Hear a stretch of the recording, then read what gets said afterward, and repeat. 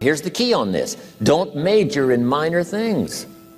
If you take up major time to do minor things, I'm telling you, you'll be behind the curve constantly.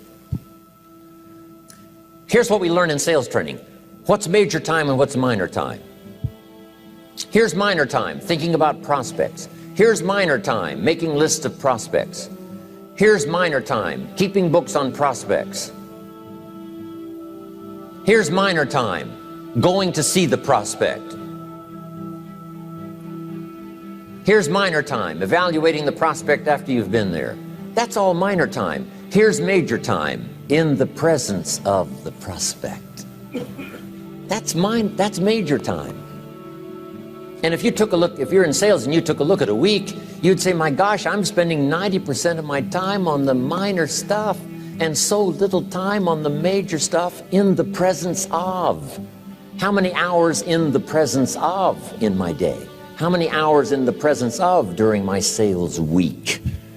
Because the time that really counts is in the presence of the prospect.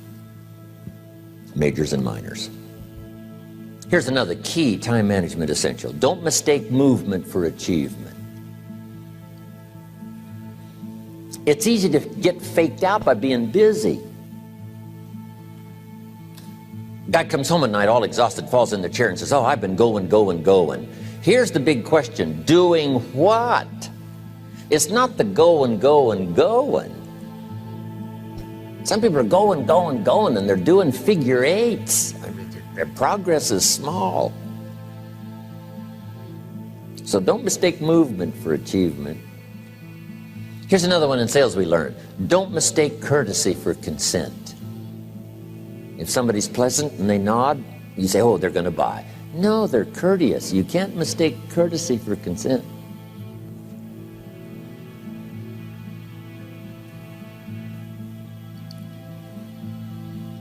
Now here's a big one, concentration. I had to learn this.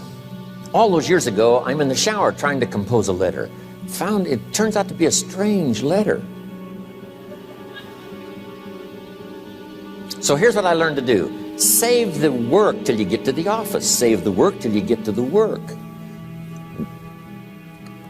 Don't try to get to the office on the way to work. On the way to work, enjoy the way. In the shower, enjoy the shower. Then go to work when you get to work. I found this to be helpful. Concentration. Here's another big one. Learn to say no. I'm telling you, in such a social society we have now, it's so easy to try to be a nice person, saying yes, yes, yes to everything. Find yourself overloaded. Now you got to call and make the, well, gosh, you know, all the time it takes to back out of something that you said yes to too quickly. Here's what might be better. I don't think so, but if that changes, I'll call you. Little things you can use not to overcommit yourself. My friend Ron Reynolds says, don't let your mouth overload your back. It's a good one. Now here's a big one on time management. When you work, work. When you play, play. Don't mix the two. Don't work at play. I used to take my family to the beach and I would bring my briefcase.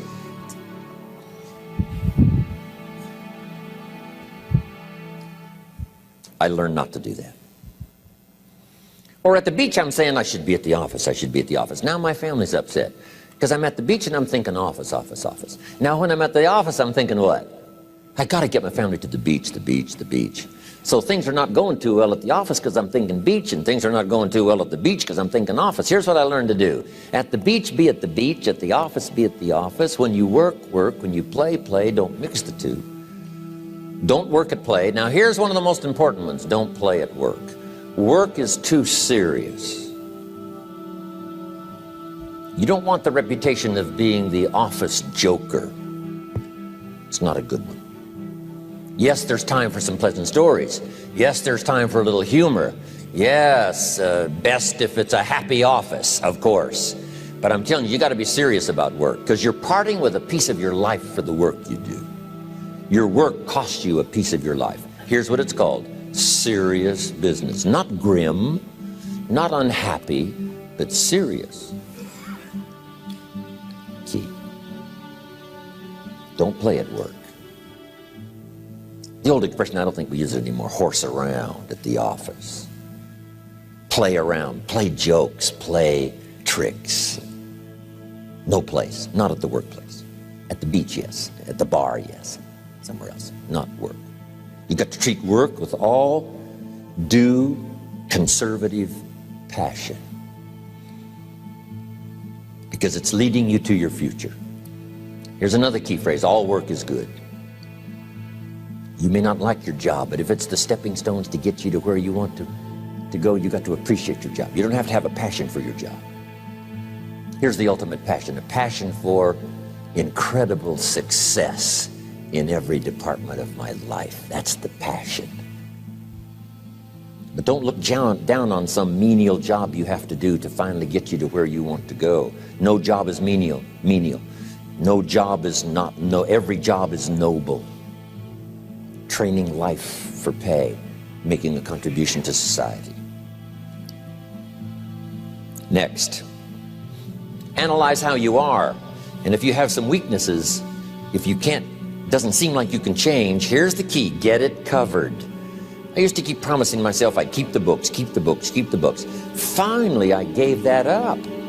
And back then, it only took me an extra $50, $60 a month for some accountant to keep the books. I said, no, I'm going to save the $50. You can't believe what I started losing in productivity because I tried to save the $50. So the key is, a lot of the time you can stay like you are, but just make sure you get it covered. Okay.